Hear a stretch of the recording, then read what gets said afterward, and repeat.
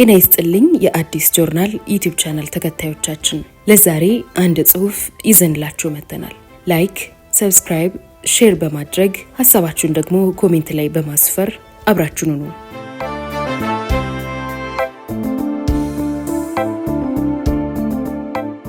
የማይጮሁት በዓሉ ግርማን የበሉት ጅቦች፣ ከጉልጉል የድረገጽ ጋዜጣ የተወሰደ።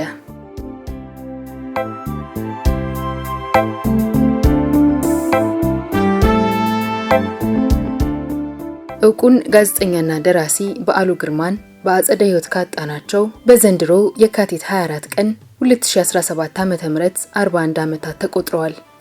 ውድ ባለቤቱ ወይዘሮ አልማዝ አበራ በዘመነ ኢህአዴግ ስለ ባለቤቷ ከቤቷ እንደወጣ መቅረት ጉዳይ ከፍተኛው ፍርድ ቤት ቀርባ የጠቅላይ አቃቤ ሕግ ምስክርነቷን እንድትሰጥ ተደርጋ ነበር። ያንን የሷን የፍርድ ቤት የምስክርነት ቃል የኢትዮጵያ ቴሌቪዥን አቅርቦ ካስደመጠን 4 ዓመታት እንደዋዛ ተቆጥረዋል። ውድ ባለቤቱ ወይዘሮ አልማዝ ለከፍተኛው ፍርድ ቤት ያቀረበችውና እልህና ቁጭት የተሞላበት የምስክርነት ቃሏን አንድምታው እንዲህ የሚል ነበር። የካቲት 24 ቀን 1967 ዓ.ም ቀን ላይ አስፋው ዳምጤ እቤት ስልክ ደወለ። በዓሉ ቤት አልነበረምና ስልኩን አንስቼ ያነጋገርኩት እኔ ነበርኩ። የእግዚአብሔር ሰላምታ ከተለዋወጥን በኋላ በዓሉ እንደመጣ እዚያ ቀጠሯችን ቦታ በአስቸኳይ እንድትመጣ ብሎሃል በይልኝ ብሎ ስልኩን ዘጋ። በዓሉ ወደ 11 ሰዓት ገደማ ወደ ቤት ሲመጣ መልእክቱን ነገርኩት።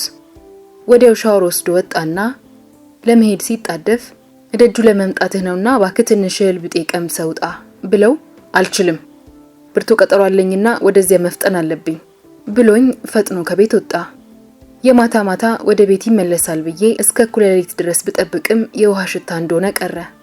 ቢቸግረኝ አስፋው ቤት ደወልኩ። ሚስቱ ስልኩን አነሳች። አስፋው ቤት ገብቷል ስል ጠየቅኳት። አሁን ገብቷል አለችኝ። ይህንን ግራ መጋባት ባሌን ከቤት ጠርቶ ወስዶት የት ጥሎት ነው እሱ ተቤቱ የገባው እያልኩ አፋጠጥኳት። ቀጥዬም እስኪ አቅርቢልኝና ላናግረው ስላት የገባ መስሎኝ ነበር እንጂ አልገባም ብላ የመጀመሪያን ቃሏን አጠፈችብኝ። የስልክ ንግግራችንም በዚህ ተቋጨ። ሌሊቱንም እሱን ያየ እያልኩ በየቦታው እየደወልኩ ብጠይቅም አየነው የሚል ሰው ሳላገኝ ነጋልኝ። አሁንም ለክብር ፍርድ ቤቱ አቤት የምለው አስፋው ዳምጤ ባለቤቱን በዓሉ ግርማን ከቤት ጠርቶ ወስዶ የት እንዳደረሰው ቀርቦ እንዲጠየቅልኝ ነው ስትል ነበር ለከፍተኛው ፍርድ ቤት ምጻኔዋን ያቀረበችው። ወይዘሮ አልማዝ ይህንኑ ከአስፋው ዳምጤ ጋር የተያያዘ ጉዳይ ለዚህ ጽሑፍ አቅራቢና በአሁኑ ጊዜ ተቀማጭነቱ በአሜሪካን ሀገር ለሆነ ለአንድ ጋዜጠኛ ልንጠይቃት ወደ መኖሪያ ቤታቸው በሄድን ጊዜ ይህንኑ ሁኔታ ዝርዝር አጫውታን እንደነበር ያስታውሳል። ወይዘሮ አልማዝ በቁጭት ከምታነሳቸው የአስፋው ዳምጤ ጉዳይ አንዱ ያ ቤተኛ የነበረ ሰው ባለቤቷ ደራሲ በዓሉ ግርማ ከታፈነበት ዕለት ጀምሮ ወደ ቤታቸው ብቅ ብሎም ሆነ ስልክ ደውሎ የማያውቅ የመሆኑ ጉዳይ አንዱ ነው። ኃጢአተኛ ሰው ሳያሳድዱት ይሸሻል። መጽሐፈ ምሳሌ ምዕራፍ 28 ቁጥር 1 እንዲል ቅዱስ መጽሐፉ አስፋው ዳምጤ የበዓሉ ግርማን ቤተሰብ እንደሸሸና እንደራቀ ቀርቷል። ከዚህ ከወይዘሮ አልማዝ የአቃቤ ሕግ ምስክርነት ቃል ወዲህ አስፋው ዳምጤ የተባለ ሰው ሕግ ፊት ቀርቦ የተጠየቀው ነገር ስለመኖር አለመኖሩ የታወቀ ነገር የለም። ይልቅስ ትዝ የሚለን በዚያኑ በዓሉ ግርማ እንደወጣ በቀረበት ሰሞን ከገንዘብ ሚኒስቴር ቋሚ ተጠሪነት ስራው ተባሮና ለዓመታት በወዝኖ የነበረው አቶ አስፋው ዳምጤ የኩራዝ አሳታሚ ድርጅት ምክትል ዋና ስራ አስኪያጅ ሆኖ በድንገት በደርግ የሙሽሙ ጉዳይ ነበር። የዚህ ሹመት አንድምታው ከበዓሉ ግርማ ሰለባነት ጋር ተዛምዶ በዘመኑ በነበሩት የቅርብ ታዛቢዎቹ ዘንድ ብዙ ያነጋገረ ጉዳይ እንደነበር እናስታውሳለን። ኩራዝ አሳታሚ ድርጅት በሽመልስ ማዘንጊያ የበላይነት ይመራ በነበረው የርዕዮተ ዓለም መምሪያ ስር ይተዳደር የነበረው የኢሰፓኮ በኋላም የኢሰፓ ተቋም ነበር እና አቶ አስፋው ዳምጤ ለወይዘሮ አልማዝ አበራ ጥያቄ አንድ ቀን መልስ ይሰጡን ይሆናል እያልን ስንጠብቅ ከአንድ ጎረምሳ ዕድሜ በላይ አሳልፈናል። አሁንም ትንሽ እንጠብቅ ይሆን? ራቶ አስፋው ሆይ አንድ ይበሉን። በዓሉ ግርማ በዚያና መሻሽ ላይ እንደወጣ ቀርቷል። ወያኔ ኢህአዴግ ስልጣን ከያዘ በኋላ በራስ አስራተ ካሳ ግቢ ውስጥ የደርግ ስኳዶች በገመድ እያነቁ የጎደላቸውን ሰዎች አጽም በጅምላ የቀበሩበትን ጉድጓድ እያስቆፈረ አስወጥቶ በቴሌቪዥን ያሳየን ነበር። ታዲያ አንድ ቅዳሜ ምሽት ላይ በኢትዮጵያ ቴሌቪዥን መስኮት ላይ የቀረበ በፊልም የተደገፈ ዘገባ አንድ አዲስ ዜና ይዞ ብቅ ብሎ ነበር። ከዚሁ ከራስ አስራት ካሳ ግቢ ውስጥ ከተቆፈረ ጉድጓድ ውስጥ የእውቁ ደራሲና ጋዜጠኛ በዓሉ ግርማ አጽም መገኘቱን አረዳን። በዚህ የቴሌቪዥኑ ዘገባ ላይ ሁኔታውን በኢህአዴግ በኩል ሆኖ ያስረዳ የነበረው ቀድሞ በዘመነ ደርግ የአንደኛ አብዮት ሰራዊት ወታደራዊ ደህንነት ኃላፊ የነበረውና ኋላ በትግራይ ውጊያ ላይ የወያኔ ወዶ ገብ ታጋይ የሆነው ሌተናንት ኮሎኔል አስራት አየለ ነበር። ሌተናንት ኮሎኔል አስራት በዘመነ ኢህአዴግ የህዝብ ደህንነት ሚኒስቴር አስተዳደር መምሪያ ኃላፊ ሆኖ ለጥቂት ዓመታት በመስራትም ይታወቃል። ስለ በዓሉ ግርማ እጣ ፈንታና ፍጻሜ ሊያረጋግጥልን ችሎ የነበረው የመጨረሻ ዜና ይህ እሱ የነገረን እንደነበር ትዝ ይለኛል። ይኸው የጋዜጠኛና ደራሲ በዓሉ ግርማ እንደወጣ መቅረት ጉዳይ ግን ማጠያየቁ የሁሌም ራስ ምታት ሆኖ ቀርቷል።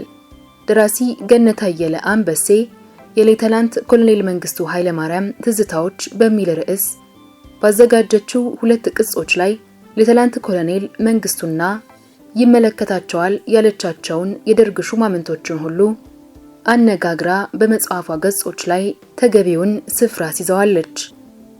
ካነጋገረቻቸው ዋና ዋና ሰዎች መካከል ሌተናንት ኮሎኔል መንግስቱ ኃይለማርያም ጓድ ቁጥር 53 ብላ በመሰየም እውነተኛ ስማቸውን የደበቀችላቸው ዋና ሹምና ኮሎኔል ተስፋዬ ወልደ ስላሴ የሀገር ደህንነት ሚኒስቴሩ ይገኙባቸዋል። እነዚህ ተጠቃሽ ቅጾች የታተሙት የመጀመሪያው በ1994 ዓ.ም በሜጋ አሳታሚ ድርጅት፣ ሁለተኛው ደግሞ በሐምሌ 2002 ዓ.ም በደራሲ በራሷ አሳታሚነት ለንባብ የበቁ ናቸው። ደራሲ ገነት አየለ ጠበቅ ብላ ስለ በዓሉ ግርማ ጉዳይ በስፋት ያነሳችበትና ያጠያየቀችበት መጽሐፏ የመጀመሪያው ቅጽ ነው። በዚህ በመጀመሪያው መጽሐፏ ላይ ሌተናንት ኮሎኔል መንግስቱ ኃይለማርያም ካነሳችላቸው ደፋር ጥያቄዎች መካከል ይህ ይገኝበታል። እውቁ ጋዜጠኛ በዓሉ ግርማ ከቤቱ እንደወጣ የት እንደደረሰ ሳይታወቅ ቀርቷል። ከጠፋ ከጥቂት ቀናት በኋላ መኪናው መንገድ ላይ ቆማ ተገኝታለች። ኦሮማይ በተባለው መጽሐፉ የተነሳ እንደተገደለ ይገመታል። ስለዚህ ምን ይላሉ የሚል ነበር መሪ ጥያቄዋ። ሌተናንት ኮሎኔል መንግስቱ ለዚህ ጥያቄ ቀጥታ ፈጣን መልስ መስጠት አቅቷቸው ብዙ ሲዋትቱ በመጽሐፍ ውስጥ ይስተዋላሉ። ከገጽ 211 እስከ ገጽ 219 የሌተናንትና የኮሎኔል መንግስቱ ኃይለማርያም ትዝታዎች ቅጽ 1 1994 ዓ.ም ድረስ ወለሌ ይላሉ። ሀቅ እየመጣ ሲተናነቃቸው እውነቱን መቋቋም ሲያቅታቸው ካንዱ ነጥብ ዘለው ወደ ሌላው እየዘለሉ አስገራሚ መልስ ሰጥተዋል። ሁሉንም እዚህ ላይ ዘርግፎ ማሳየት የአንባቢን ጊዜ መሻማት ነውና ከመልሶቻቸው ውስጥ አንኳሩን እየቆነጻጸልኩ ማስመልከትን ፈቅጃለሁ። ሌተናንት ኮሎኔል መንግስቱ ኃይለማርያም እንዲህ እያሉ መልሰዋል። በዓሉ ግርማን የማውቀው ከአብዮቱ በፊት ነበር። እኔ ከአሜሪካን ሀገር እንደመጣው ወደ ሐረር ከመሄዴ በፊት ለጥቂት ቀናት አዲስ አበባ አንድ ሆቴል ውስጥ አርፌ ነበር። እዚያ ቦታ ነው በዓሉ ግርማን ብዙነሽ በቀለና እኔ ተዋወቅ ነው። የተሰጠውን የሥራ መመሪያ በእጄ ጽፌ ያረቀቅኩት እኔ ነኝ እያሉ ከላይ ከተጠቀሰው መሪ ጥያቄ ጋር የማይዛመድ መልስ እየመላለሱ 2 ገጽ ሙሉ ይፈጁብናል። የሌተናንት ኮሎኔል መንግስቱ ኃይለማርያም ትዝታዎች ቅጽ 1 1994 ዓ.ም ገጽ 212 እስከ 213 ጥያቄዋ ገነት ቢቸግራት ቀጣዩን ጥያቄ ማስከተሏን ልብ እንላለን። ስለዚህ እርሶ ቀይ ኮከብን በተመለከተ በዓሉ ግርማን መጽሐፍ ጻፍ ብለውታል የሚባለው እውነት ነው ስትል ታፋጥጣቸዋለች። ሌተናንት ኮሎኔል መንግስቱ ይመልሳሉ። አላልኩትም። እሱ የፕሮፓጋንዳ የስነ ጽሑፍ ዘመቻው አካል ነው እንጂ በግሉ እንዲጽፍ የታዘዘው አንድም ነገር የለም። ኦሮማይን ጻፈ። መጽሐፉን ጽፎ ሲጨርስ ሊያሳትም ሄደ። በዓሉ ለሚመለከተው ሁሉ አሳይቷል። አልፎልኛል ብሎ አሳተመ። ተሰራጨ። መጽሐፉን አምጡልኝ አልኩ። 1 ሳምንት ፈጀብኝ። ማታ ነው የማነበው። ጭቅጭቅ እንዳስነሳ ስለተነገረኝ በደንብ አድርጌ አንብቤ ጨረስኩት። እኔን እንዳውም አመሰገነኝ እንጂ አልነቀፈኝም እያሉ አሁንም ወደ ዋናው ጥያቄ ምላሽ ሳይሰጡ 3 ገጾችን ያስገልጡናል። ትግስታችንን ቢፈታተንም ወደፊት ስናዘግም አሁንም ከዳርዳርታ ጋር እንጫወታለን። ሌተናንት ኮሎኔል መንግስቱ ከገጽ 216 እስከ 219 የሌተናንት ኮሎኔል መንግስቱ ኃይለማርያም ትዝታዎች ቅጽ 1 1994 ዓ.ም በሰፈረ ምላሻቸው ላይ ረቂቁን እንዲያዩ አስቀድሞ በባሉ ራሱ ቀርቦላቸው ባለመመቸት ምክንያት ለማንበብ ያልታደሉትን ሻምበል ፍቅረ ስላሴ ወግ ደረስን ራሱ ባሉ ግርማንና በኋላም የደህንነቱ ሚኒስትር ኮሎኔል ተስፋዬ ወልደ ስላሴን ጠርተው በየተራ ማነጋገራቸውን ይተርካሉ። እንዲህ እያሉ ፍቅረ ስላሴን አስጠራውት። ይሄ መጽሐፍ እንዴት ታተመ? ከመታተሙ በፊት አይተኸዋል ወይ አልኩት። አላነበብኩትም፣ ለቦርዱ ነው ያስተላለፍኩት አለኝ። ከዚያ በኋላ ባሉን ራሱን አስጠራውት። የብዙ ሰው ደም፣ የብዙ ሰው ላብ፣ የብዙ ሰው ትግል ውጤት ነው። አንተ ብቻ ስራ ውጤት አይደለም። ይሄ የኢትዮጵያ አብዮት ታሪክ አካል ስለሆነ አቀናጅተህ ለታሪክ እንዲቀመጥ እንጂ አንተ በስምህ ባለቤት ሆነህ እንደራስህ ስራ አገጣጥመህ እንዴት በመጽሐፍ ልታወጣ ቻልክ አልኩት። ይህ አልገባኝም ነበር። እንደዚህ ይሆናል ብዬ አላሰብኩም። አሁን ነገሩን ሳሰላስለው ምን ያህል ስህተት እንደሰራው ተረድቻለሁ አለ። አመነ ይሉናል የቀድሞ ፕሬዝዳንታችን ሌተናንት ኮሎኔል መንግስቱ ኃይለማርያም። ጥቂት አንቀጾችን ካጓጓዙም በኋላ ደግሞ አብዮቱን ለመጉዳት የሰራው አለመሆኑን እረዳለሁ። ይሁን እንጂ አሁን ባለህበት ኃላፊነት የምትቆይበት ሁኔታ ሊኖር አይችልም።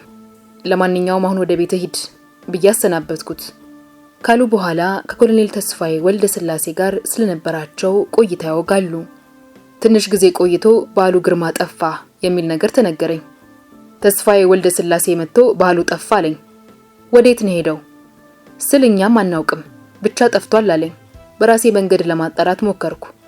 የምጠይቃቸው ሁሉ ሰውየው ብዙ ጠላቶች አፍርቷል፣ በትክክል ስለሆነው ነገር የምናውቀው ነገር የለም፣ የራሳችን ጥርጣሬ አለን፣ የተጨበጠ መረጃ ግን የለንም የሚል መልስ ነው የሚሰጡኝ። ምን ማድረግ ይቻላል? ከዚህ በኋላ በከተማ ውስጥ ባሉ ተገርሏል በማለት መወራቱ ቀጠለ። ህይወትም ቀጠለ፣ ስራም ቀጠለ ብለው በአሉን የበላው ጅብ አለማወቃቸውን በእንዲህ አይነት ፌዘኛ ምላሽ ደምድመውልናል። እኚህ የቀድሞ ፕሬዝዳንታችን ጓድ መንግስቱን በሙስናና የግል ሀብትን በማካበት ባናያቸውም በስልጣናቸው ዙሪያ በሚነሱ ጉዳዮች ላይ ግን ለማንም ምንም ርህራሄ እንደሌላቸው ብዙ እማኞችን መጥቀስ ይቻላል። ብዙ የቅርብ ወዳጆቻቸውና ጓደኞቻቸውን ለሰይፋቸው ራት ያስገበሩ ናማኛታ ስለመሆናቸው ብዙ መመርመር አያስፈልግም። ጀነራል አማንን፣ ጀነራል ተፈሪ በንቴን፣ ሌተናንት ኮሎኔል አጥናፉ አባተን፣ ኃይሌ ፊዳንና ጓዶቹን ሻምበል ታምራት ፈረደን በእጃዙር 11ዱን ጀነራሎችና ወዘተ መዘርዘር ይቻላል። እናም በበዓሉ ግርማ አሳዛኝ ፍጻሜ ላይ እጅ የለበትም አልሰማሁምም አላውቅም እያሉ 9 ገጽ ሙሉ ቢቀሳትፉ ማን ያምናቸዋል? ማንስ ይቀበላቸዋል? የእሳቸውንም ሆነ የጓደኞቻቸውን የሻምበል ፍቅረ ስላሴን መጽሐፍት ያነበበ ሁሉ ትግላችንና እናኛ አብዮቱ ማለት ነው ሁላችንም የምናውቀውን የዚያን ዘመኑን መሰረታዊ እውነት እንዴት እያሸፈጡ ጽፈው ያስነበቡን እንዳሉ ስናይ ማፈራችን አልቀረም። እናም እንኳን ባሉ ግርማን የሚያህል በማስታወቂያ ሚኒስቴር ውስጥ በቋሚ ተጠሪነት ማዕረግ የፖለቲካ ሹመኛ እውቅ ጋዜጠኛና ደራሲ የሆነን ሰው ያመማት ጉዳይ ይቅርና የሌላ ተራውን የአብዮት ሰለባ ሰው መጨረሻ ሁሉ ሲያውቁ ኖረዋል። እናም ያያጅቦ ድርሻቸውን መፈጸማቸውን አለማመናቸው የንጹህ ህሊና ድሃ መሆናቸውን ብቻ ነው አድምቆ የሚያስነብበን። በነገራችን ላይ ሻምበል ፍቅረ ስላሴ እኛና አብዮቱ በተሰኘ መጽሐፋቸው ላይ እያዩ ሳያቸው እያወቁ ሳያውቋቸው ካለፏቸው አብይ ጉዳዮች መካከል የበዓሉ ግርማ ግድያ ጉዳይ አንዱ ነው። አንዲት አረፍተ ነገር እንኳን ሳያነጥቡ በአርምሞ አልፈውታል። ቀደም ብሎ እንደተጻፈው ሁሉ ደራሲ ገነት አየለ በዚሁ የሌተናንት ኮሎኔል መንግስቱ ኃይለማርያም ትዝታዎች ቅጽ 1 1994 በተሰኘው መጽሐፏ ላይ የደራሲና ጋዜጠኛ በዓሉ ግርማን መጨረሻ ለማወቅ ከጠየቀቻቸው ሰዎች መካከል የደህንነት ሚኒስቴሩ ኮሎኔል ተስፋዬ ወልደ ስላሴ ይገኝበታል። ጸሐፊዋ ገነት አየለ ለእኒህ ሰው ያቀረበችላቸው መሪ ጥያቄ የሚከተለው ነበር። በዓሉ ግርማን እንዴት እንደተገደለ ያውቃሉ? የሚል ነበር ጥያቄዋ። ኮሎኔል ተስፋዬ ሲመልሱ በዓሉ ግርማ በጻፈው መጽሐፍ በኦሮማይ የተነሳ ችግር ሲገጥመው እኔ ጋር መጣና አነጋገረኝ። ሊቀመንበሩ ሊረዱኝ ያልቻሉት ምክንያት አልገባኝም። ጥርስ ነክሰውብኛልና እባክዎ አስረዱልኝ ብሎ ጠየቀኝ። እኔ በእውነቱ እሱ እዚያ አጠገቤ እንደቆመ የሊቀመንበሩ ረዳት ስለሆነው ለሻምበል መንግስቱ ገመቹ ስልክ ደወልኩ። እባክህ የዚህን ሰው ነገር ለሊቀመንበሩ አጣሞ ያቀረቡ ሰዎች ኖሩ ይችላሉ። እንዴት ነው ይሄን ነገር ግልጽ የምታደርግላቸው? ወይም የሚቻል እንደሆነ ሁለታችንም ቀርበን እናስረዳ። አንተ ጋር ልኬዋለሁ የምትለውን አድርግለት አልኩት። ግዴን ለሚላኩት እኔ ያነጋግረዋለሁ። ይሄ ምንም አይደለም አለኝ። ከዚያ ወደዚያው ላኩት። ሌላ ጊዜ ቆይቼ የባሉ ነገር እንዴት ሆነ ብዬ የሻምበል መንግስቱን ጠየቅኳቸው። አስረድቻቸዋለሁ፣ ግን እንዴት እንደሆነ እንጃ ለጊዜው መለስም አላሉም አለኝ። አይ ይሄ እሳቸው የተለመደ ባህሪ ነው። አዝማሚያው መልካም ሲሆን ነገሩን በጽሞና አስረዳቸው አልኩት። ይሉና ጉዳዩን ለሻምበል መንግስቱ እንደተውት ያወሳሉ።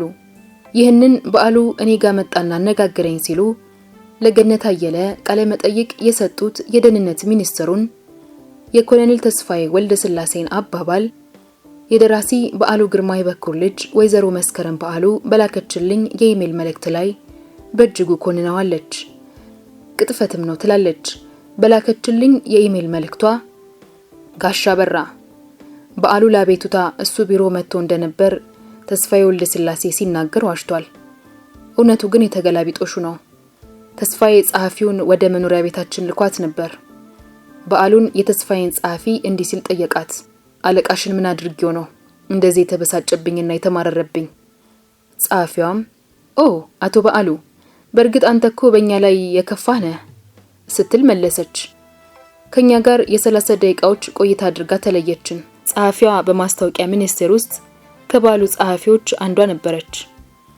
የተስፋዬ ጸሐፊ ለመሆን ዝውውር አግኝታ ሄዳ የነበረች ነች። ኦሮማይ ከታገደ በኋላ በዓሉ ይህንን ሰው አግኝቶት ወይም አነጋግሮት አያውቅም። እነዚህ ልቅምቃሚ ውሸታሞች ናቸው። ለበዓሉም ሆነ ለሌሎች የተናገሩትን ሳነብ አንጀቴን ነው ያቆሰለኝ። ስለነዚህ ክፉ ሰዎች ባሰብኩኝ ቁጥር ከዚያች አሳዛኝ ሀገር መወለዴን እንድጠላ የሚያደርጉኝ ጊዜያት አሉ። ሰዎች ራሳቸውን ችለው እንደምን መቆም ይቻላቸዋል? ሌሊት እንደምን እንቅልፍ ሊወስዳቸው ይችላል? የሆነውን ሁሉ ለማከም የትውልድ ዕድሜን ይጠይቃል። ግን ምን ያደርጋል? የትላንት እውነት ዛሬም ይቀጥላል።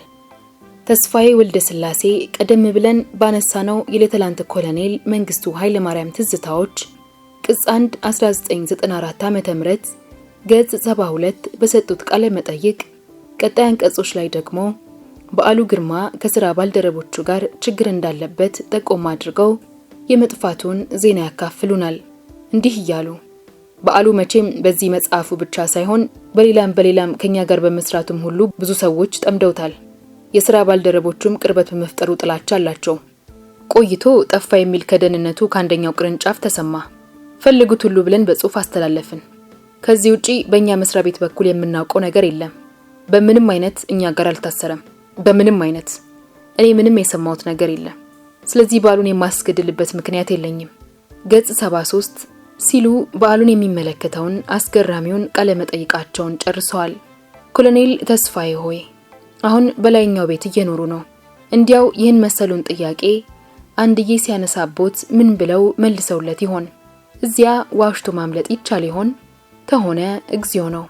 ለማንኛውም የደራሲ በዓሉ ግርማ ልጅ ወይዘሮ መስከረም ይህንን የኮሎኔል ተስፋዬን ሌላ ቅጥፈት የምታጋልጥበት በኢሜል ያደረሰችኝም ሌላ ነጥብ አላት። እንዲህ ይላል።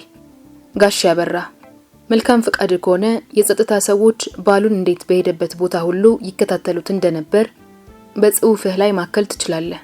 እስከምንኖርበት ህንጻ ቅጥር ግቢ ድረስ እየተከታተሉ ልክ ከመኪናው ላይ ሲወርድ አይተው መኪናቸውን አዝሮ ይሄዱ ነበር።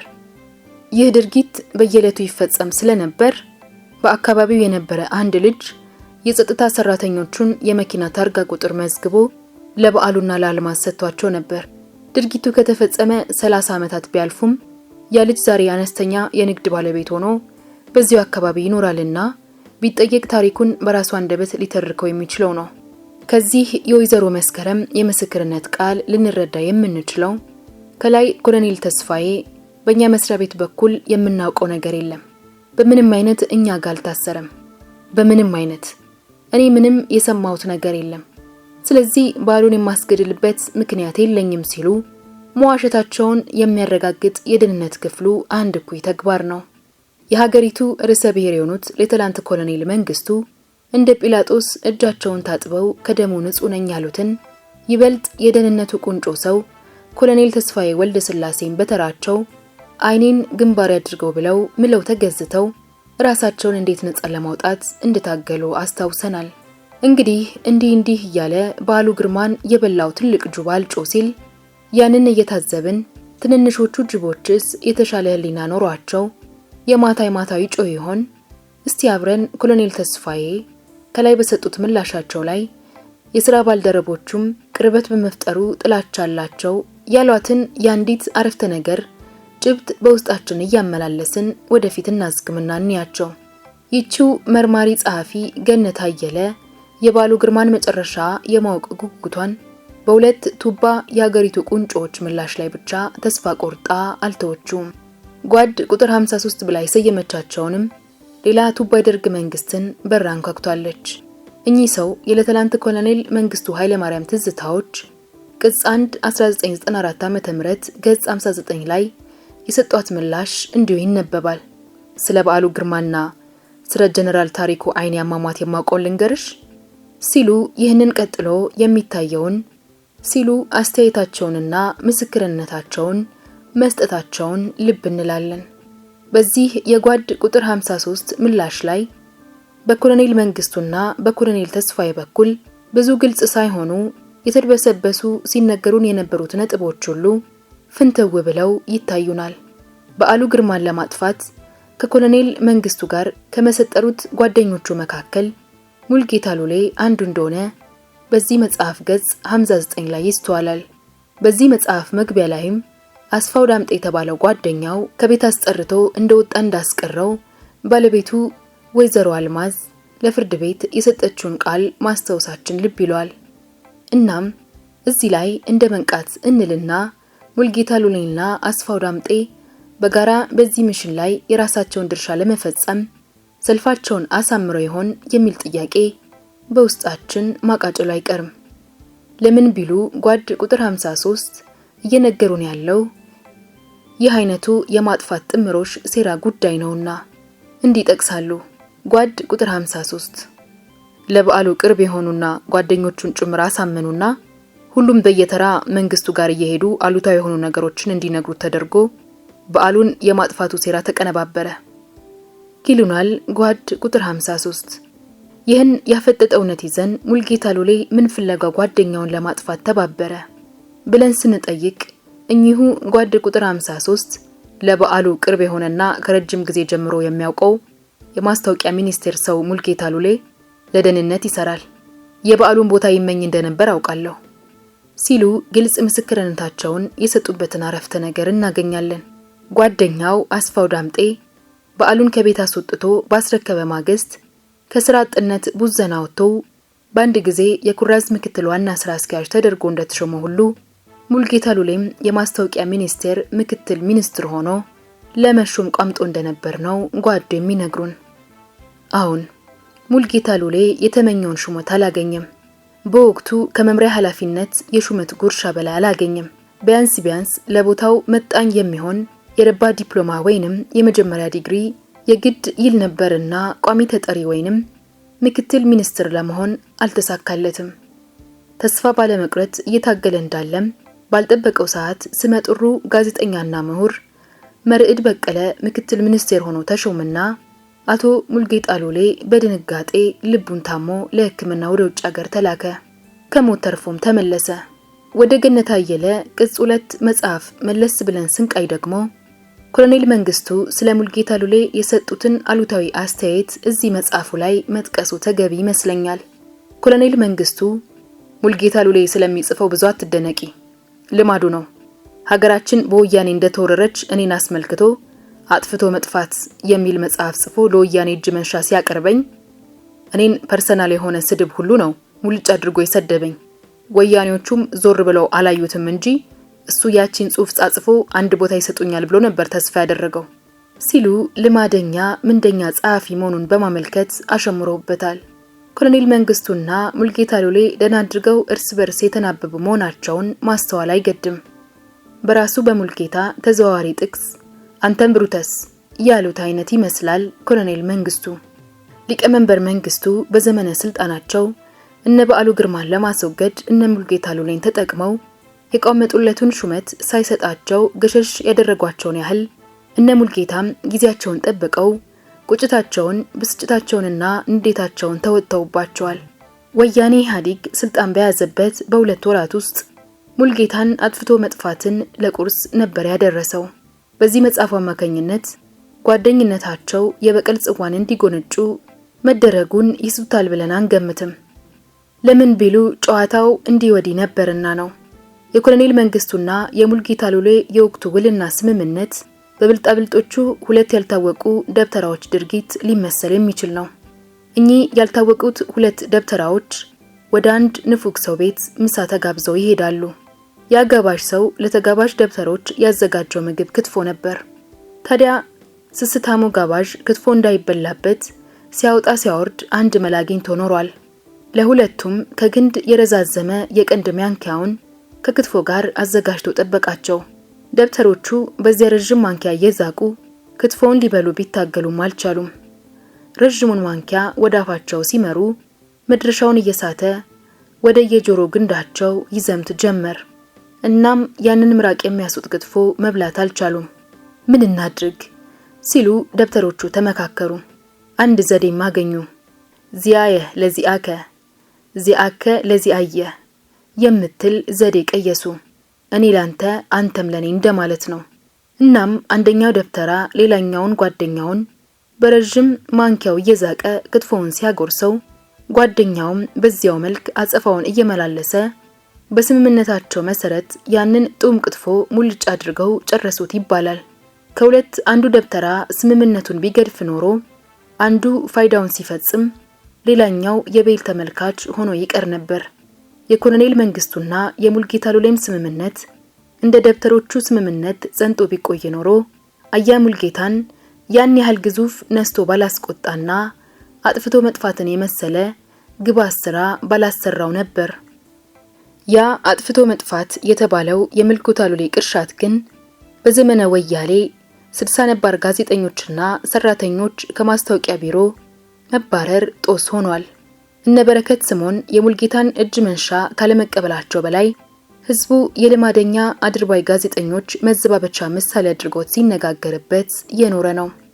አቶ ሙልጌታ በዚህ ራሱ ለራሱ በሰጠው ኢንተርቪው ላይ ጦቢያ መጽሔት 9ኛ ዓመት ቁጥር 12 1994 ዓ.ም ላይ ራሱ ጠያቂ ራሱ መላሽ ሆኖ በራሱ መጽሔት ላይ የሰጠውን አይነት የተጠና የማምለጫ ኢንተርቪው ወደ ጎን ትቶ በእውነት የሆነውን ሁሉ ቢያካፍለን መልካም ነው። አቶ ሙልጌታ በዚህ ራሱ ለራሱ በሰጠው ኢንተርቪው ላይ ለነገሩ ከሳቸው ጋር ከኮሎኔል መንግስቱ ጋር ለማለት ነው ባለው የግል ግንኙነት ምክንያት ባሉን ምን አደረገ ለማለት እንደፈለጉ ባለመጻፎቹን ለማለት ነው ግልጽ አይደለም። ጦቢያ 9ኛ ዓመት ቁጥር 12 ገጽ 35 1994 ዓ.ም ሲል ጣት ያስቀሰረበት አብይ ጉዳይ እንዲህ ድብስብስ አድርጎ ጽፎታል።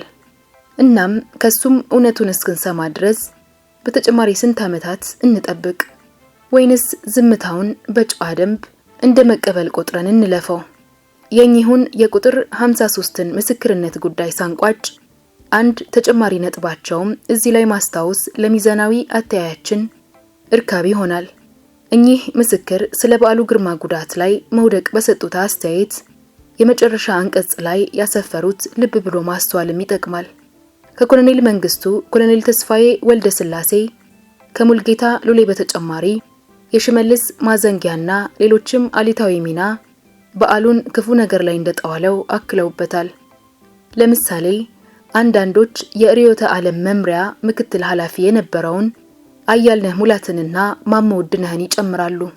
ማሞ ውድነህ ደግሞ በእንዲህ አይነቱ ውሽክትና ሰውን መርጆ ማስመረጅ ክፉ ባህሪው የታወቀ ሰው ነበር። የክቡር ደራሲ ከበደ ሚካኤልን የየዕለት ውሎና እንቅስቃሴ እየተከታተለ ለነ ኮሎኔል ተስፋዬ ወልደ ስላሴ ለደርግ ሰዎች በማቀበል ሴራ ተጋልጦ ፒያሳ ላይ በአቶ ከበደ ሚካኤል የደረሰበትን የአደባባይ ውርደት አንረሳውም።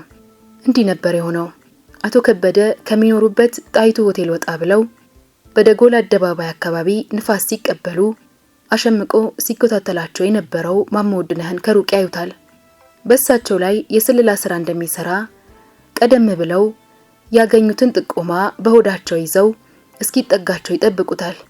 አጠገባቸው ሲደርስ ጤና ይስጥልኝ አቶ ከበደ ብሎ ለሰላምታቸውን ሲዘረጋ አቶ ከበደ ከመቅስፈት በህግ አምላክ ይህን ሰላይ ያዙልኝ እያሉ አደባባዩን ቀውጥ ያደርጉታል። አቶ ከበደን በደንብ የሚያውቋቸው የፒያሳ ሊስትሮችና ጎዳና ተዳዳሪዎች ማሞን ለመደብደብ እስከ ራስ መኮንን ድልድይ ድረስ እንዳሳደዱት በወቅቱ የኢትዮጵያ ደራሲያን ማህበር ሊቀመንበር የሆነው እውቁ የስነ ጥበብ ሰው ደበበ ሰይፉ ከደረሰው ሪፖርት ተነስቶ በ1981 ዓ.ም በማህበሩ ጠቅላላ ጉባኤ ላይ አጋልጦት ማሞ ከጉባኤው እንዲባረር መደረጉን እናስታውሳለን። ስለዚህም ነው የማሞ አይነቱ ልማደኛ ጆሮ ጠቢና አድርባይ ርኩስ ተግባር እንደ አዲስ የማይደንቀን። እናም እናቶች መልስ መዝጊያ ይህንን የተቀሰረባቸውን ውንጀላ አይተውት ከርመዋል። ግን አንዴም ከሸገር መናኸሪያቸው ሆነው ምላሽ የሰጡበትን አጋጣሚ የለም እና እሳቸውንም ሌላ ብዙ ዓመትን ጠብቅ ይሆን? እንዲያው ያንን የብዕር አምበል እኔ በላሁት የሚል የአንበሳ ልብ ያለው ጅብ ይጥፋ ወይ ነዶ። ግን እነዚህ የቅርብ ውስጥ አዋቂ ጓድ ቁጥር 53 ማን ይሆኑ? መቼም በዚያ ጊዜ በማስታወቂያ ሚኒስቴር ውስጥ እንደ ሙልጌታ ሉሌ ላለ የመምሪያ ኃላፊ የቅርብ አለቃ ሆኖ ከኢሰፓኮ የሪዮት ዓለም መምሪያ ኃላፊ ከሽመልስ ማዘንጊያ በቀጥታ ትዕዛዝ ሊቀበልና ሊያስፈጽም የሚችል በሚኒስትር ማዕረግ ደረጃ ያለ ሰው ብቻ ነው። እና በገነት መጽሐፍ ገጽ 59 እንደተመለከትነው ጓድ ቁጥር 53 ይህንን ሰው ሊቀመንበሩ ይፈልጉታልና እንዲመጣ ብሎ ሽመልስ ማዘንጊያ ደወለልኝ። የበዓሉን ቦታ ይመኝ እንደነበር አውቃለሁ።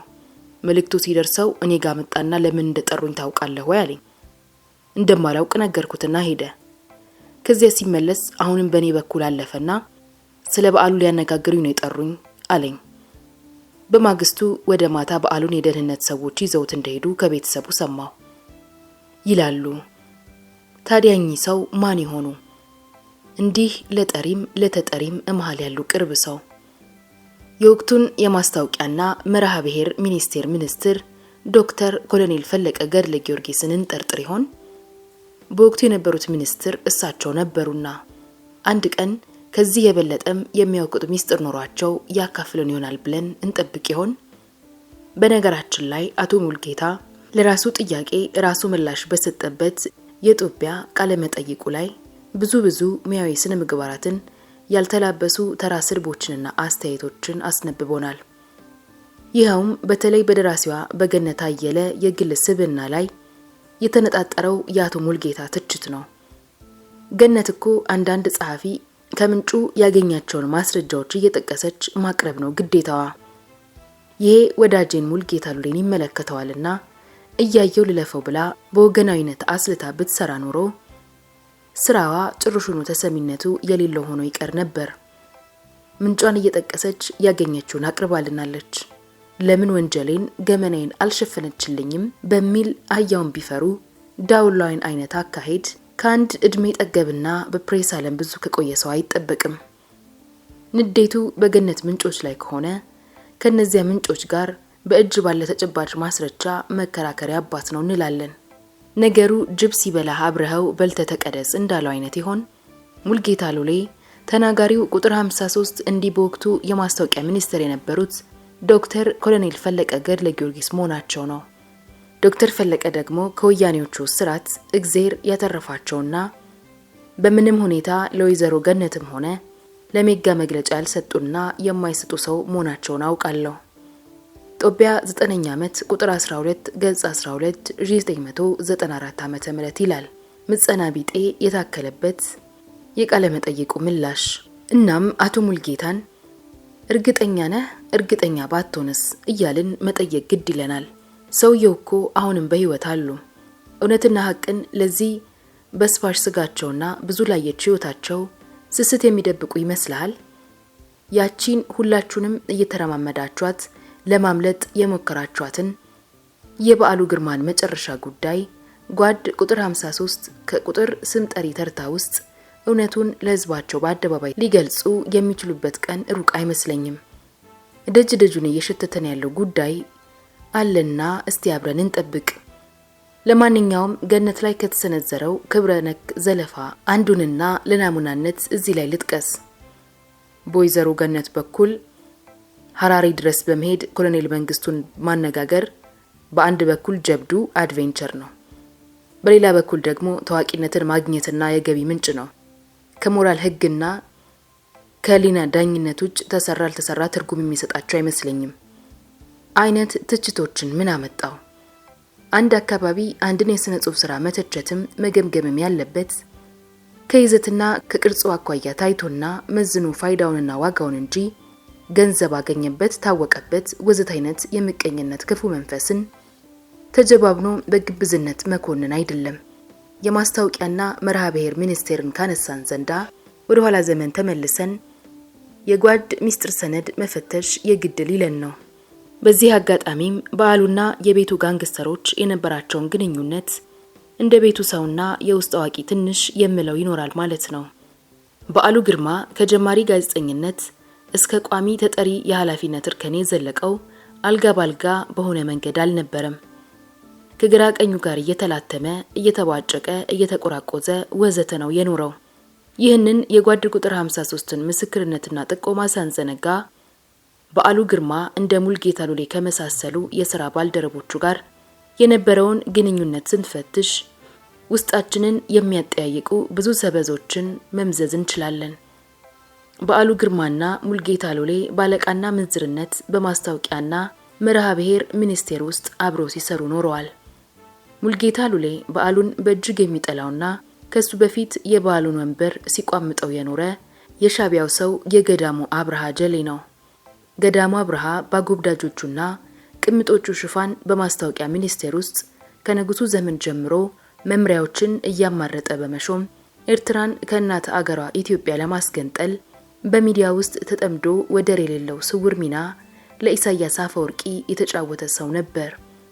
የኋላ ኋላም የሬዲዮ መምሪያ ኃላፊነቱን ለሰጡት ልጁ ለሙልጌታ ሉሌ አውርሶ የሚኒስቴሩ ልዩ አማካሪ ሆኖ ይሰራ የነበረና በመጨረሻም ኢትዮጵያን በይፋ ክዶ ተገንጣዩን ሻቢያን አሜሪካ ሄዶ የተቀላቀለ ሰው ነው።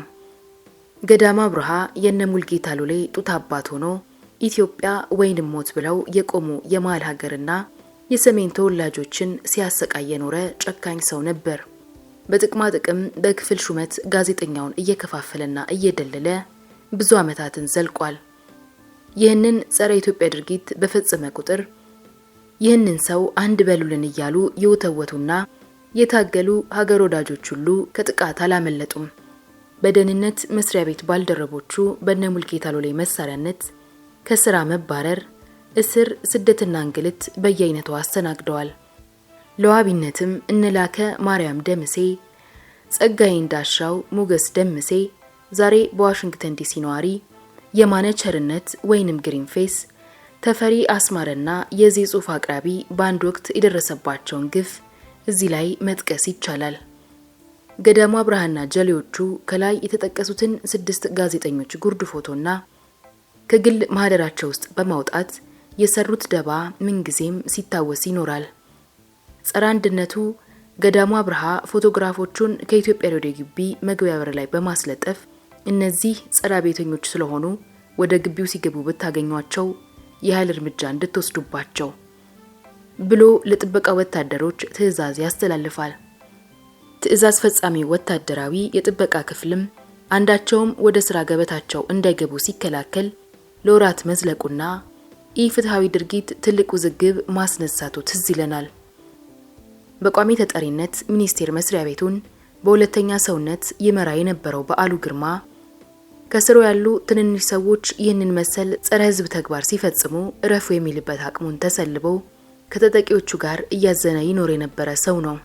የዚህ ጽሑፍ አቅራቢ በአቶ አሰፋ ይርጉ ይመራ በነበረው የብሔራዊ መሰረተ ትምህርት ዘመቻ ገምጋሚ ቡድን ውስጥ ተካቶ ለአንድ ወር ያህል በኤርትራ ልዩ ልዩ አውራጃዎች ለስራ ሲንቀሳቀስ ቆይቶ ወደ መስሪያ ቤቱ ሲመለስ ነበር ይህ የነገዳሙ ጸረ ህዝብ ተግባር ያጤ ነው። ገዳሙ አብርሃ የዚህን ጽሑፍ አቅራቢና የጎበዞቹን ሀገር ወዳድነት የሥራ ባልደረቦቹን ፎቶግራፍ በማስለጠፍ ወደ ኢትዮጵያ ሬዲዮ ጣቢያ ግቢ እንዳይገቡ ያከናወነውን ህገወጥ ተግባር በአቤቱታ የተመለከቱት የወቅቱ የማስታወቂያ ሚኒስትር ሻለቃ ግርማ ይልማ በሰጡት አስቸኳይ ትዕዛዝ የዚህ ጽሑፍ አቅራቢ የተለጠፈው ፎቶግራፉ ተነስቶና ያለ አግባብ የተጣለበት እግር ተነስቶለት ወደ ስራ ገበታው መመለሱን ያስታውሳል። ውሎ አድሮም የቀሩትን የግፍ የተፈጸመባቸው ጋዜጠኞች ወደ እናት መስሪያ ቤታቸው ወደ ኢትዮጵያ ሬዲዮ በነጻነት ገብተው ለመውጣት ችለዋል።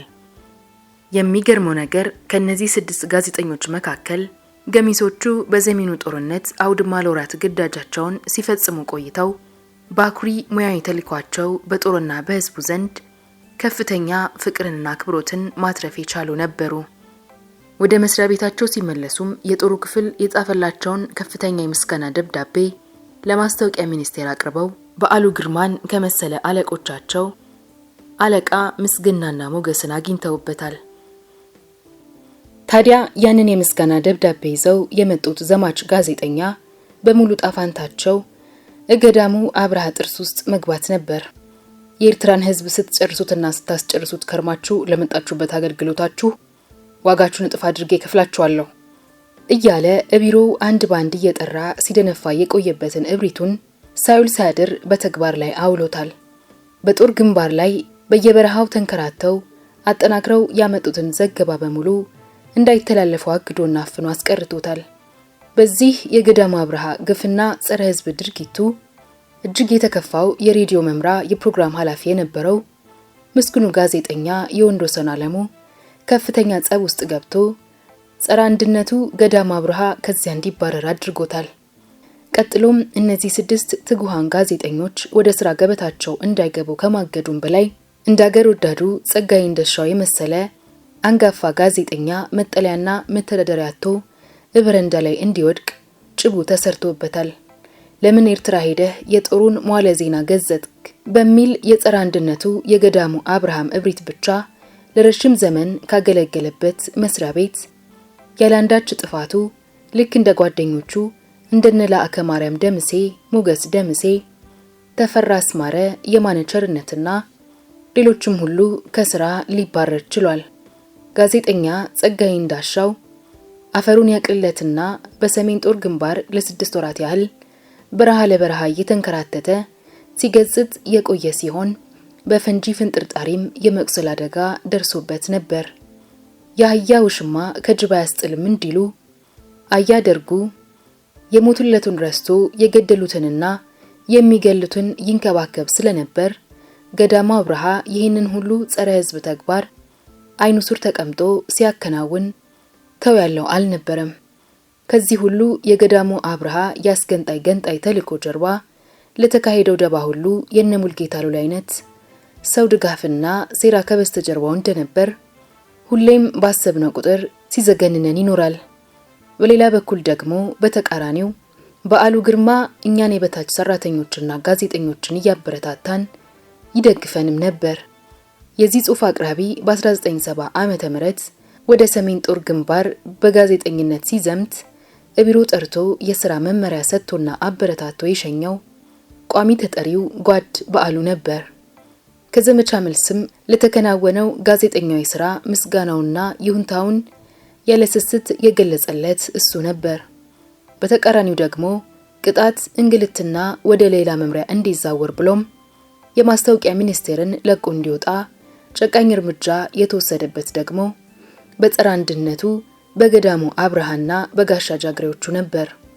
በዓሉ ግርማ በትምህርታችን እንድንገፋ በጋዜጠኝነት ሙያችን እንድንሻሻል እኛን ከማትጋት ተቆጥቦ አያውቅም። በአዲስ አበባ ዩኒቨርሲቲ የነበረኝን ጅምር ትምህርት ዳር እንዳደርስ ዘንድ የድጋፍ ደብዳቤ ጽፎልኝም ነበር። ሰፊው የኢትዮጵያ ሕዝብ እንደሚያስታውሰው ሁሉ ጸጋይ እንዳሻውና ተፈራ አስማረ ምንጊዜም በአብዮት አደባባይ ይካሄዱ የነበሩትን ህዝባዊ ታላላቅ ስብሰባዎች ከኢትዮጵያ ሬዲዮ ጊዜያዊ ስቱዲዮ ሆነው ፕሮግራሙን ይመሩ የነበሩ የሚዲያ ጀግኖች ነበሩ። ይህንን ስራ በብቃትና በጥራት ሊወጡ ይችላሉ በሚል እምነት ከሌሎች መሃል መርጦ እዚያ የመድባቸው የነበረው የበላይ አለቃችን በዓሉ ግርማ ነበር። እነዚህ ሁለት ጉሃን ለሀገራቸው ብሔራዊ ጉዳይ እጅግ ቀናኢ የነበሩ ጋዜጠኞች በእርግጥም ጓድ በዓሉን ያሳፈሩ አልነበሩም። ጥሩ መቀራረብና መናበብ በመሃላቸው ሰፍኖ ቆይቷል። ከጓድ በዓሉ ይሁንታና ሞገስ ማግኘታቸውም በነገዳሙና ጭፍሮቹ ጥርስ ውስጥ አስገብቷቸው ኖሯል።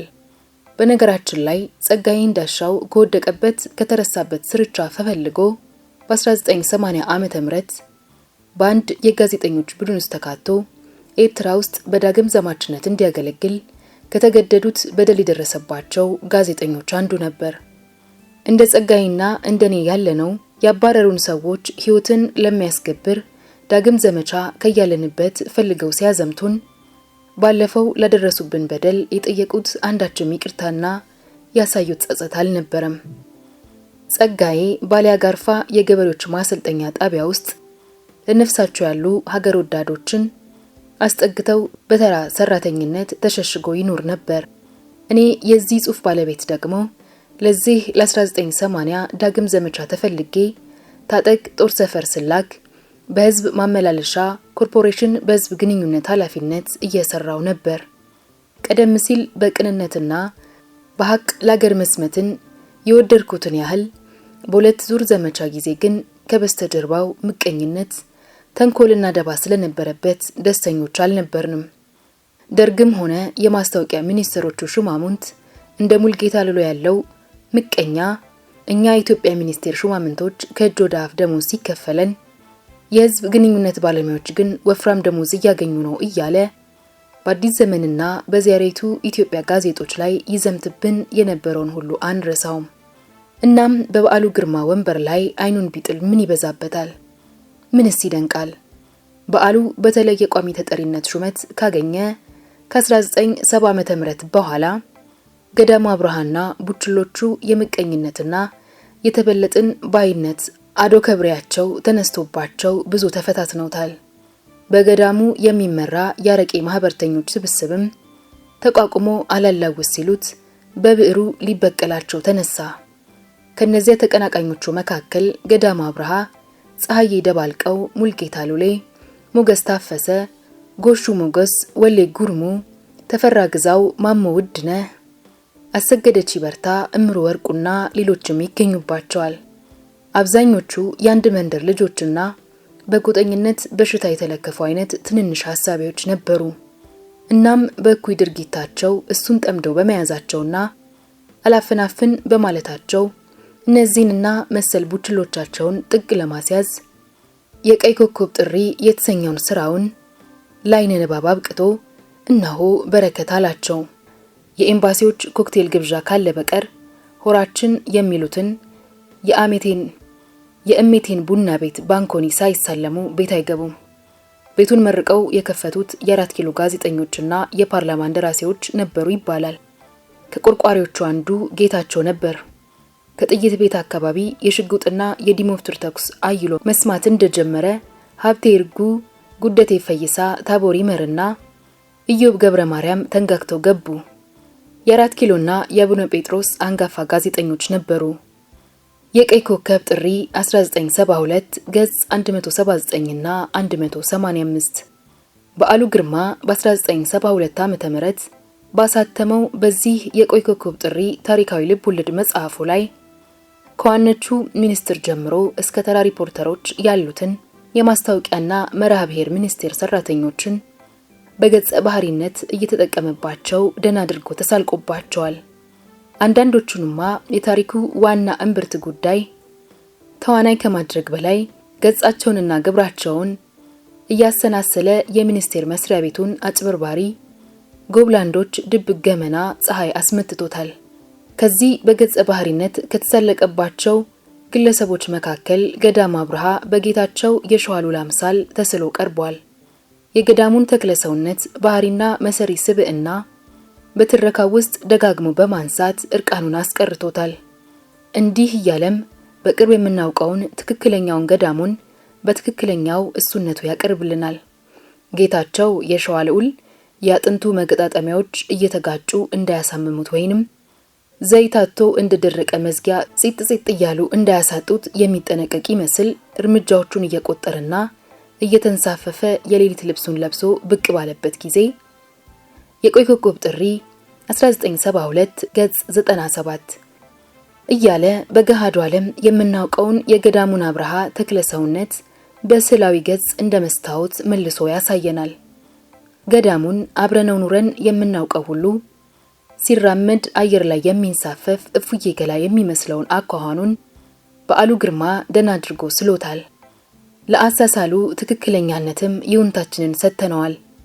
ገዳሙ ባጥንቱ ብቻ ይቀርና እንደ ልብስ ማስታወቂያ ላንቲካ በለበሰው ተሸትሮ እንደ ሮቦት በቀስታ የሚንቀሳቀስ ሰው ነበር። ሲራመድ ኮሽታ፣ ሲናገር ድምጽ የሌለው የክፉ መንፈስ ተአረሞት ነበር የሚመስለው። ደራሲ በዓሉ ግርማ የገዳሙን ውስጣዊ ባህሪ ሲገልጽም በስልጣኑ ቀናተኛ ነበር። በምንም መንገድ ስልጣኑ ሲነካበት አይወድም።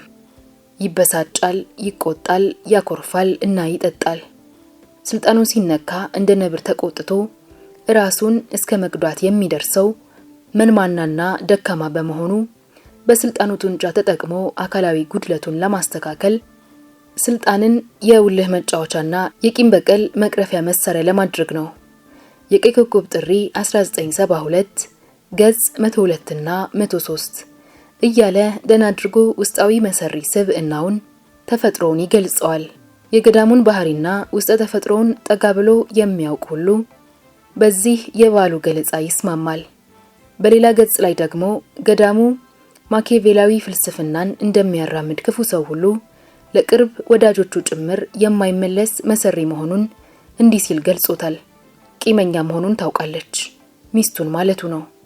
ስለዚህም ከመውደድ ይልቅ መከበርንና መፈራትን ስለሚመርጥ ከጠላቶቹ ይበልጥ ወዳጆቹንም የመጉዳት ዝንባሌ ነበረው።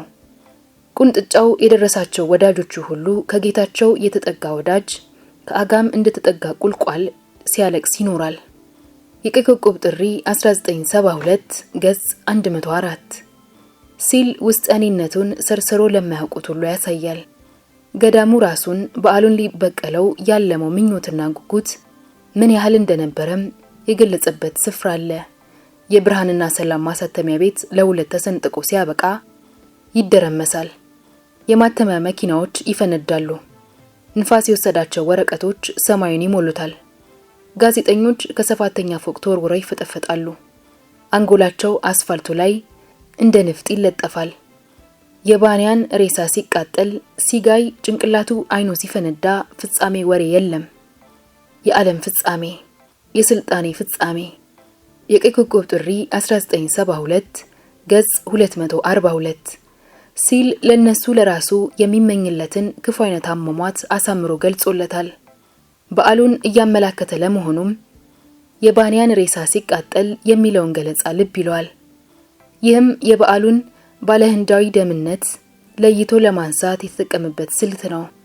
በዚህ ገለጻ ላይ ምን ያህል ገዳሙ አጥብቆ በዓሉን እንደሚጠላው በራሱ በበዓሉ ብዕር መግለጹን እናስተውላለን። ገዳሙ ሚኒስቴሩን ሻለቃ ግርማ ይልማን የሚያይበት መነጽሩ ምን እንደሆነ ከዚህ የበዓሉ ግርማ ገለጻ ላይ መረዳት እንችላለን። ገዳሙና ባለቤቱ ትዕግስት ከሚያካሂዱት የጋራ ምልልስ ላይ የተወሰደ ነው። እንደ ፍየል ጭራ ገበና የማይደብቁት አለቆችም ጋር መስራት አልችልም። በጥፋታቸው የቀጣዋቸው ሰራተኞች በየውይይት ክበቡ አዳሪ ቢሮክራት እያሉ ሲጨፍሩብኝ ዞር ብሎ ከነሱ ጋር ከሚያንኮተኩቱት ካለቃ ጋር መስራት አልፈልግም። በሬ ካራጁ ይውላል ይባላል። ከፍየል ጭራ ጋር ጭራውን ከሚቆላ አለቃ ጋር ለመስራት አልፈልግም። ገባሽ ቲጂ? የቀይ ኮከብ ጥሪ 1972 ገጽ 104 እያለ በቅርብ አለቃው በሚኒስቴሩ ላይ ሲማረር ያሳየዋል። አሁን በዓሉ ግርማ ቢያንስ የቀይ ኮከብ ጥሪና ደራሲው በተሰኙት ሁለት የድረ አብዮት መጻሕፍቱ የቅርብ ተላጦቹን ሊከላከል ብሎም ሊበቀል ሞክሯል። ከድርባይ ብዕር ባዶ ወረቀት ይሻላል እያለ እነ ሙልጌታ ሎሌ ሀብታሙን መስፍን ላነጋግር ሄጄ ደሃውን መስፍን አገኘሁት የ1966 ዓመተ ምህረት የመጨረሻው ራት አዲስ ዘመን ጋዜጣ እትም ልብ ይለዋል። እያሉ ስለ ራስ መስፍን ስለሺ የ80 ጋሻ መሬት ባለቤትነት አሳንሰው የጻፉ ድሃ መሆናቸውን የነገሩን እያስገመገመ ከመጣው አብዮት መጽሐፍ እንዲያመልጡ ይጽፏቸው የነበሩ የምልጃ ጽሑፎችን እስከ ዛሬ ድረስ በአግራሞት እናስታውሳቸዋለን። በወቅቱ የሙልጌታ ሎሌ የድርባይነት ጽሑፍ በተራማጅ ምሁራን ብርሃኑ ዘሪሁንን፣ በዓሉ ግርማን በመሳሰሉ ተራማጅ ጋዜጠኞች፣ የዩኒቨርሲቲ ተማሪዎች ዘንድ ያስነሳውን የቁጣ አቧራ እስካሁን ድረስ እናስታውሰዋለን። በዓሉ ይህንን መሰሉን የቅርብ ትዝብቱንና ቅኝቱን በእነዚህ በተጠቀሱት አይነት መጽሐፍቱ ላይ ባለፈ ባገደመ ቁጥር ስለሚያነሳሳ እነ ሙልጌታ ጥርስ ውስጥ ገብቶ ለመኖር ሰበብ ሆኖታል። ገዳማ ብርሃንና ጭራዎቹ በዓሉ ግርማን ባገኙት አጋጣሚ ሁሉ እያጠቁ ያንን የቋሚ ተጠሪነት ወንበር ለመንጠቅ ሲጥሩ እንቅልፍ አልነበራቸውም። በተለይ ገዳሙ አብርሃ የሱን ወንበር መያዙ በብርቱ ያስፈልገው ነበር። ምክንያቱም የነሻቢያና የነጃባሃ የቤት ስራ እንደ ልቡ ለማከናወን የሚችለው በእንዲህ አይነቱ ሰቀላ ወንበር ላይ መሰየም ሲችል ብቻ ነበርና ነው። በዓሉ ግን ወደር በሌለው እርጋታው፣ ቻይነቱና የህዝብ ፍቅር የነዚህን የምየ ኢትዮጵያን ታሪካዊ ጠላቶች ደባና ሸር እየተከላከለ ደህና ተጉዞ ነበር። ግን የኋላ ኋላ ኦሮማይን ሲጽፍ ተመቻችቶ እቅለበታቸው ውስጥ ወደቀ። እኛም በዚያን ጊዜ በጋዜጠኝነት ሽፋን በደህንነት ሚኒስቴር ባልደረብነት ከሁለቱ መስሪያ ቤት ደሞዝ እየተከፈለው በማስታወቂያ ሚኒስቴር ውስጥ ይሰራ የነበረው ሙልጌታ ሎሌ በዓሉ ግርማን ሰለባ አድርጓል እያለ የደርጉ ሹማምንትን ስለሰጡት ጥቆማ እስከ ዛሬ ድረስ የሚያሳምን ማስተባበያ አልሰጠም። እናም የደርጉን ሹማምንት እንመን ወይንስ የአቶ ሙልጌታን ዝምታ በይሁንታነት እንቀበል? ወይንስ የዚያ የገናና ደራሲና ጋዜጠኛ በዓሉ ግርማ እንደወጣ መቅረት ምስጢሩ እጅግ በሳይንስና በቴክኖሎጂ በሰለጠነው በዚህ በ21ኛው መቶ ክፍለ ዘመን መፍትሄ ያልተገኘለት እንቆቅልሽ ተብሎ ታስቦ ሊቀር ነው? የኒህን የማስታወቂያ ሚኒስቴር ጉዶች አሮጌ ፋይል ከማጠፌ በፊት አንድ በግሌ የማውቀውን በውስጤ የሚጉላላውን ጉዳይ ለአንባቢያን ላካፍል። ህሊናዬ አውጣው እያለ ሁሌም ያስጨንቀኝ ነበርና ዛሬ ልገላገለው። ምናልባትም አንባቢያን ፊያሜታ እምባባ የተባለችውን የኦሮማይ ድርሰት መታሰቢያ ግጥሜን ፈተና ጉዳይ እተርክ ዘንድ ጠብቀው ከሆነ ተሳስተዋል። ስለሷ ብዙ ጊዜ ያወራሁት በመሆኔ ከዛሬ ዋና ጭብጤ ጋር አዛንቄ አልወሰድኳትም። ይህ ጥቂት ልልበት የፈለኩት ጉዳይ በቀጥታ ከላይ ከጠቀስኳቸው የማስታወቂያ ሚኒስቴር ጉዶች ጸረ በዓሉ ግርማ እንቅስቃሴ ጋር የተያያዘና ራሴ ምስክር የሆንኩበት ጉዳይ ነው።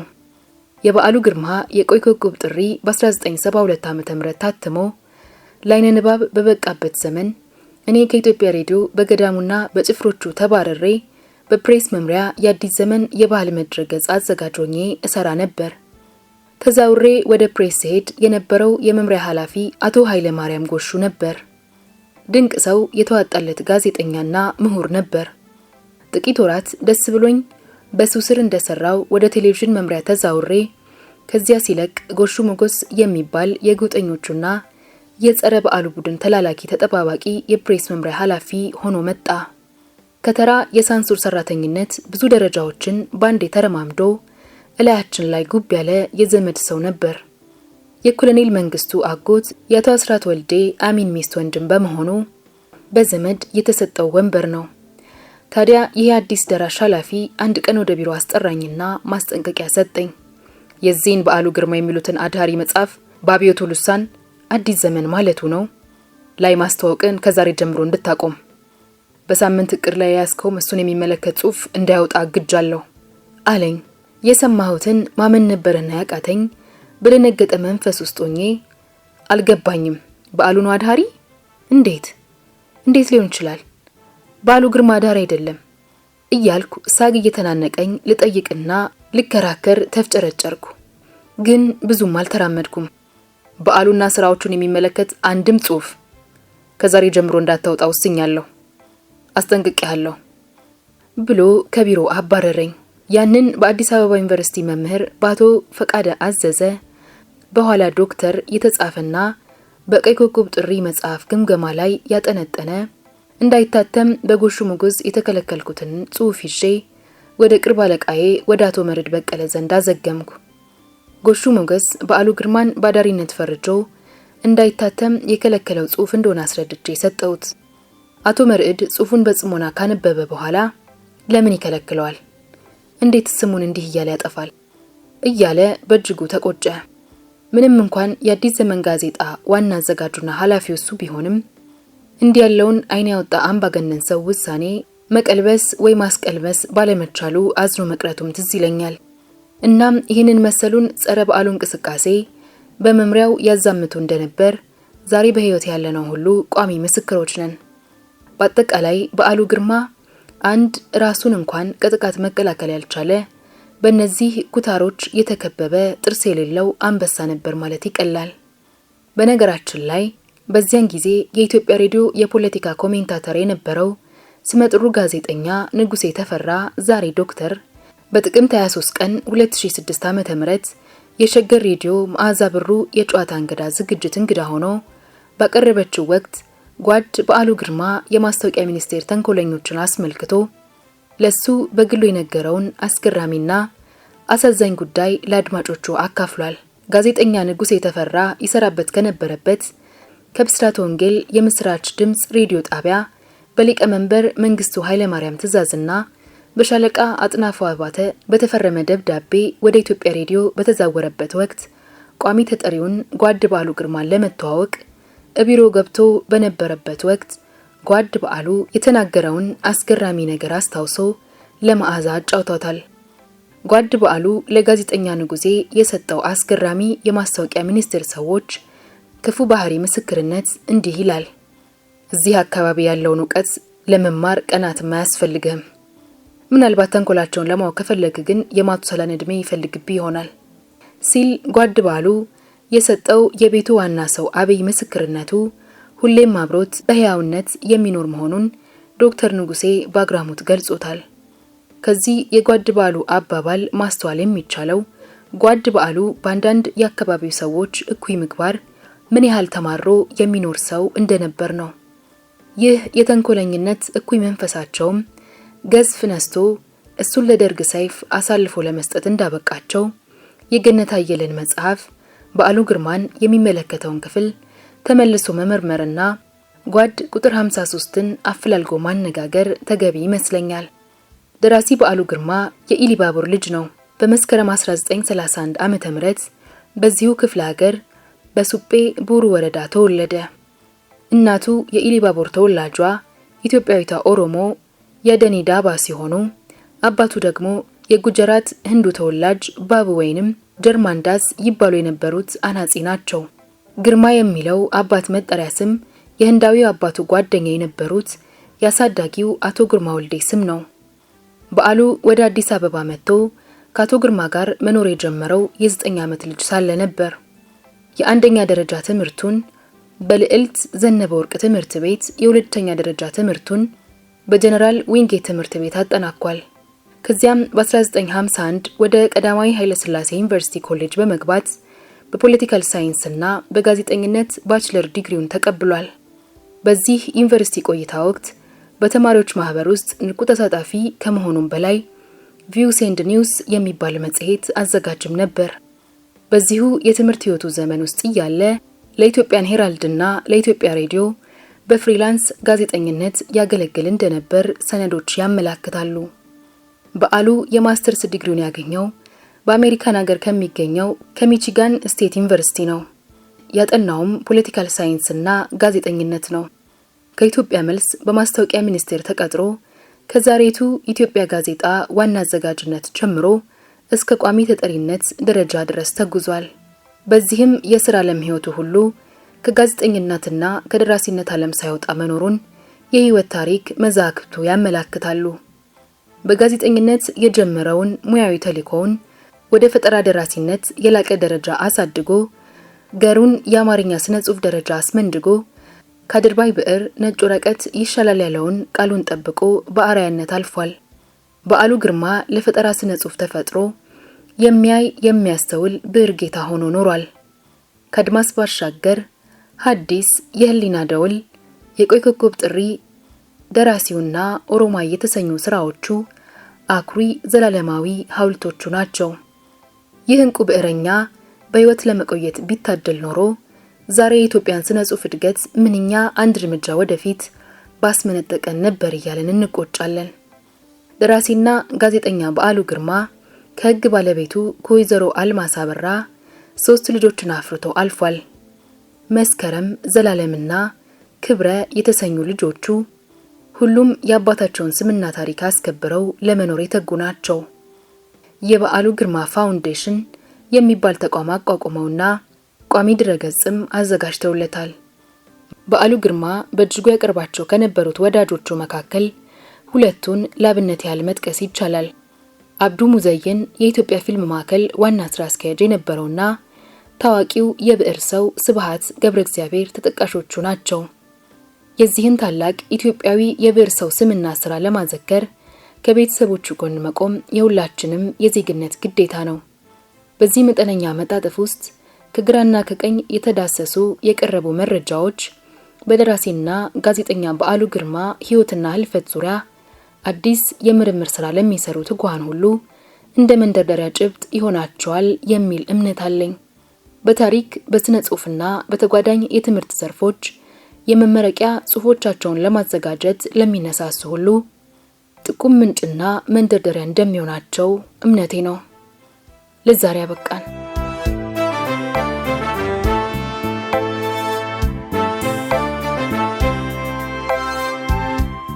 የዛሬ ታሪካችን እንዴት ነበር?